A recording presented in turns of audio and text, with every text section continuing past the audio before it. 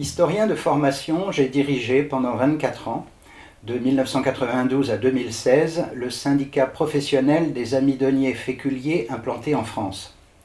Pendant toute cette période, j'ai été frappé par la méconnaissance qu'avaient a priori de l'amidonnerie-féculerie beaucoup de mes interlocuteurs, qu'il s'agisse de fonctionnaires, de journalistes, d'agriculteurs, de consommateurs ou plus largement du grand public. Pour certains, cette industrie renvoyait l'image désuète et surannée des cols de chemise de nos grands-pères et arrière-grands-pères.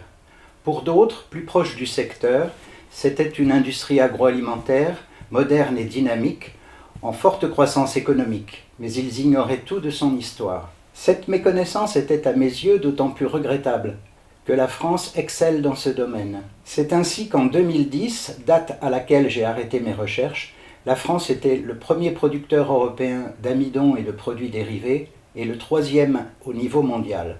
2 entreprises françaises figuraient parmi les 10 entreprises leaders, les autres étant américaines ou chinoises. L'objectif du livre a donc été de faire découvrir, par le récit de son histoire, cette industrie complexe et passionnante qui, contrairement à beaucoup d'idées reçues, est à la fois très ancienne et très moderne. Mes recherches ont été menées dans 3 directions principales.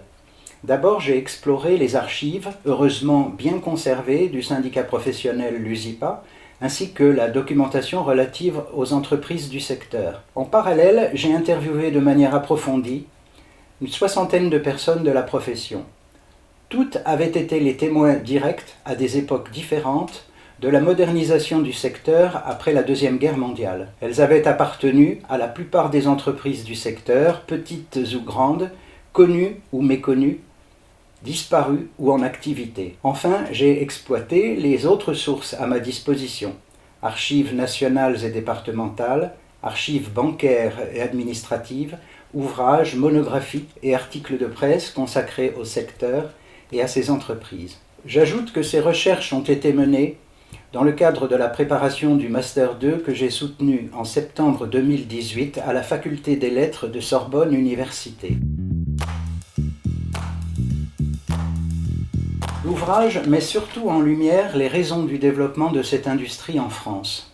C'est d'abord la formidable expansion de l'agriculture française et de ses industries de transformation, encouragée par la mise en œuvre de la politique agricole commune dans les années 1960 et 1970. Et par la création du marché commun, puis du marché unique. C'est également, à la même époque, le boom des industries de consommation. Cette évolution ne pouvait que bénéficier au secteur de l'amidonnerie-féculerie, dont les produits, amidon, fécule, sirop de glucose notamment, entrent dans la fabrication d'un nombre incalculable de produits de consommation courante. Aliments et boissons, bien sûr, papier carton, médicaments, cosmétiques, produits chimiques, pour ne citer que les principaux. Ce développement s'est prolongé et même intensifié dans les 3 décennies suivantes, porté en particulier par l'exportation. C'est ensuite la grande capacité d'innovation de ce secteur dans tous ses domaines d'activité.